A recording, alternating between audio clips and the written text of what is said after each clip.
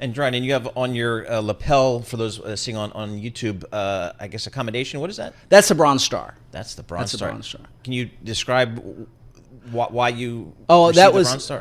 I was the psychological warfare officer for 1st Armored Division during Desert Storm. Okay. So all the leaflets and loudspeakers and all those things that if you remember the Iraqi army surrendering, that was our campaign, and I was far forward on the ground with that. And so that's sometimes Bronze Stars and things for valor you get for being in the wrong darn place at the wrong darn time. Yep. How dangerous is the world today? I mean, when you see what's happening in Israel, what's happening in Ukraine, and the alliances that are being made among our enemies, how dangerous is it?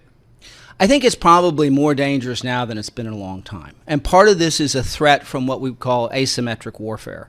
You have, small groups of people can create a tremendous amount of chaos and force a great deal of damage. I mean, if you take a look at just what happened in Israel in the Gaza conflict, you have these circumstances where the rockets that are being fired by Hamas, they cost about $800 a piece. Iron Dome is $50,000 a round. And you have these tremendous, while it's asymmetric, in other words, the sides are not balanced in their ability to fight. It's not a conventional type war. But you have this situation where civilians on both sides are trapped between these two warring factions. You see it in Ukraine, Russia, you see it there. And I think the world is a little less safe than it used to be, because you can have these regional flare-ups become quite devastating. But from a market standpoint, I get this question a lot. As long as the circumstance in Israel it doesn't become a wider thing, generally it's not a market devastating moment. If you go back to the last 13 conflicts that we've had, there's about a 45-day round trip, about 14 days down to the market and about 26 7 days back. So from a market standpoint, it's just creates some volatility. From a human standpoint, right? It's quite tragic. So how do you?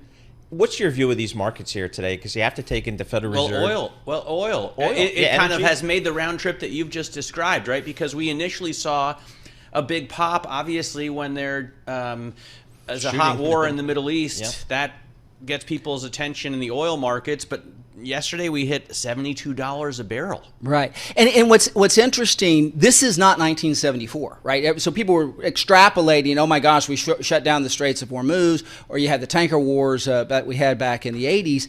And the world's not the same. The United States is the largest producer of oil now. Yeah. Right? We need about 20 million barrels a day. We produce 12. We get the rest of it from other places. Most of it comes from Canada. We only get about 11% out of Saudi Arabia and Iraq. So if this wider conflict really affected global oil supply, the United States is not going to be nearly as affected as we were in the past. And it's going to hurt India and China and Europe a bit, but not quite the United States as much.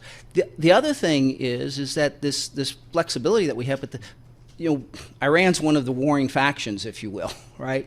And they need to produce a lot of oil to be able to fund their mischief. Yep. And so you have the parties to conflict needing the cash to continue the conflict. Same thing with Russia, right? Russia's got a war going on. Yep. So this is one reason why you don't see this constriction in oil prices. Two of the big players have got to make a lot of money to fund their wars. So, it's a fungible global commodity. So, how does this? It seems like maybe on a geopolitical front, another big thing was just a couple of days ago in San Francisco, just getting President Biden and President Xi together. That maybe takes down the risk of the world geopolitical a little bit, and that might be a good thing, hopefully. I think it does. And one of the things, I mentioned this asymmetric warfare situation.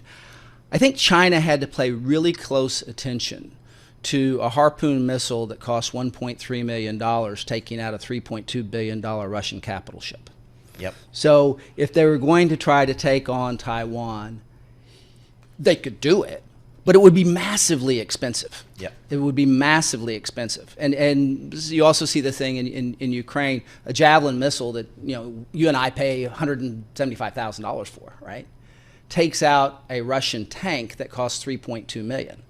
I kind of like that math. Yep. I kind of like that math. So I think when you think of people stepping back from the abyss, looking at how destructive is war and what does it do to the economies, what does it do to humankind, but more importantly, it's very expensive.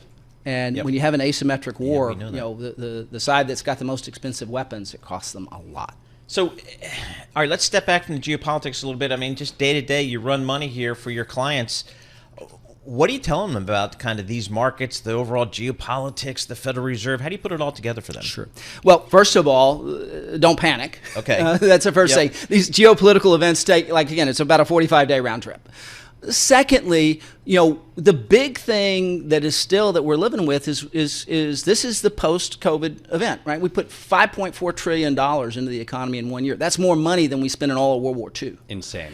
And so when you're looking at the knock-on effects of that, but it's all still fairly stimulative. So we have more people working, making more money than ever before. We got almost 5.4 million people working now, more than we had at the peak right before the pandemic. Yep. And more people making more money than ever before. Labor productivity is at an all-time high. You have this underlying drive of the economy, 1.4, 1.5 jobs for every person looking. So I don't see a recession.